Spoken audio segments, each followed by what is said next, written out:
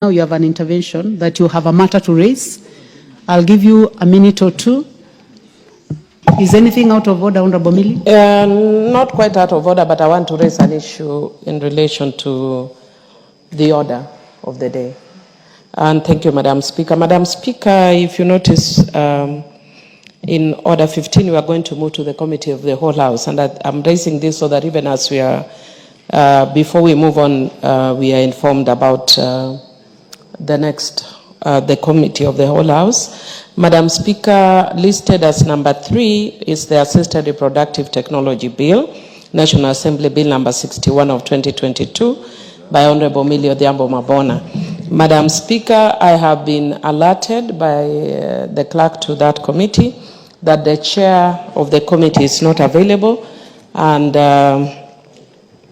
the deputy of the committee is not available.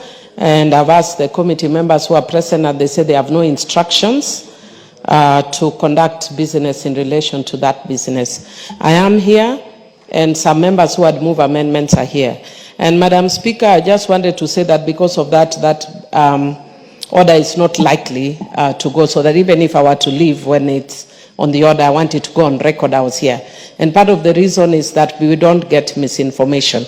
Madam Speaker, this matter was referred for winnowing in April this year. That's several months ago. Madam Speaker, I've been available for every committee meeting when there is winnowing. There were 3 members. 2 members we agreed, Honorable Irene Mayaka and Honorable Shakil Shabir. But we had a lot of points of disagreement with Honorable Kaluma in relation to the bill. There were some where we had agreements, but on the whole, there were a number of areas, even though he has very few remaining, but those few go to the fundamental aspects, some fundamental aspects of the bill. So we were not agreed. And Madam Speaker, the last 2 times that we met with the committee, Honorable Kaluma was not available. And the matter was conversed extensively as a committee, and the committee agreed that we move to the House so that it be dealt with, because you cannot winnow forever, Madam Speaker. And in this case, it's just Honorable Kaluma who we didn't agree on some issues. The committee and I have agreed almost 100%. So the ones on disagreement at some point, the members of the House have to make a decision either for or against, and that's why it was moved. And Madam Speaker, I'm raising this because earlier Honorable Kaluma had seemed to infer that I had insisted on moving. I had indicated the situation that the matter has been before the committee since April. Madam Speaker, I am just, this bill is assisted reproductive technology. It's not a bill on how Jesus Christ is coming to save the world. So, because that one, then if it's stuck in the committee for 4 years, it's okay. It's assisted reproduction, which is only helping a segment of the society like me who don't have children. It's not everybody. And Madam Speaker, it is wrong for me to feel frustrated by the House. And Madam Speaker, I'll give you an example. Like right now, the bill is actually listed, but 2 other bills by private members are listed before it. Madam Speaker, if it is an issue of seniority, I support both bills. But there are members who are younger than me. Why are their bills coming before me? If it is an issue of procedure, a bill that has already been started or has been here takes precedence. So why is mine coming as number 3? Madam Speaker, in my frustration, I might be forced to infer issues which I don't want to infer. But if it goes on, I will infer. Madam Speaker, I am minority whip. And as minority whip, I try to be a good girl. But the fire in me, as the bad girl, still burns. And it will come out if we continue. I don't like, Madam Speaker, the filibustering I'm seeing, the gatekeeping I'm seeing in relation to my bill. Have you changed from the bad girl now to a good girl? I'm only good when I'm in the House as whip. But Madam Speaker, if my bill is being frustrated, I and many other women who cannot have children do not have to go through this in the House. And Madam Speaker, I am also a Seventh-day Adventist. Madam Speaker, And my church, I'm on a point of order, thank you, Honorable Kaluma. And my church has not stopped me from having children through assisted reproductive technology. Let us use Article 24(4) of the Constitution to bring amendments that are conscious of other faiths that may not want to bring issues of assisted reproduction or surrogacy.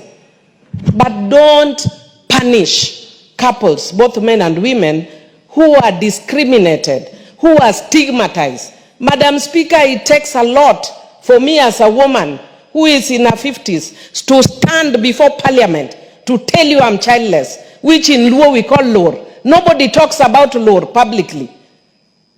I think it's wrong for this House to subject me to this kind of Madam Speaker, this is not right. And I am in the House business. No, I've been in this House, I know when filibustering is being done. Bring my bill, let it fail, but bring it. It will go on record that this House does not want to support women who don't have children. Let it go on record. But don't filibuster with my bill and keep with my bill. Use Article 24(4) of the Constitution and import wordings there that exclude faiths that don't do surrogacy. I am a Seventh-day Adventist. Don't force me with things which are not in my faith. Honorable Millien, I can see that this is a very emotional matter. And honorable members, all of us are cognizant to the fact that this bill has taken a long time. Honorable Kaluma, I know that you have been mentioned 3 times, so I'll give you a chance. But I would like to say that Honorable Millien Odhiambo is right, that this bill has taken too long. And Honorable Millien Odhiambo, I would like to give you assurance that what you have said is on record, and this matter is going to be acted upon soonest possible. I also agree with you that it is listed, and the fact is that the chair of health is not here, and the vice chair is not here, and it has not been delegated to anyone, and we will not be able to proceed, so you are right. But I would like to tell you that you have spoken passionately on this subject on record, and this is not the first time that you have spoken on it. And I know people, others who are in this House, who would like to benefit from this, and members who have already left this House, who would like this bill to pass. So I would like to give you assurance that this is going to be taken into consideration. Honorable members, the Honorable Millien Odhiambo has mentioned the Honorable Kaluma 3 times. And it is only fair that I give a chance to the Honorable Kaluma to make comments. Honorable Kaluma, don't be as emotional as Honorable Millien. So if you can just make comments without being as emotional as she was, we'll be able to make a decision that can give us progress on the subject. I never easily fall into emotional blackmail and traps. So don't worry. Don't worry.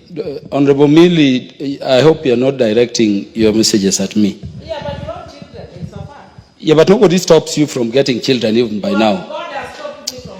Honorable Speaker, Honorable Kaluma, please do not exchange with the Honorable Millien. I thank you. I've just given you an opportunity so that you can make your comments on it, because I know that you also have interest in this subject. But don't allow me to be blackmailed emotionally. Yeah, let me address the issue, Honorable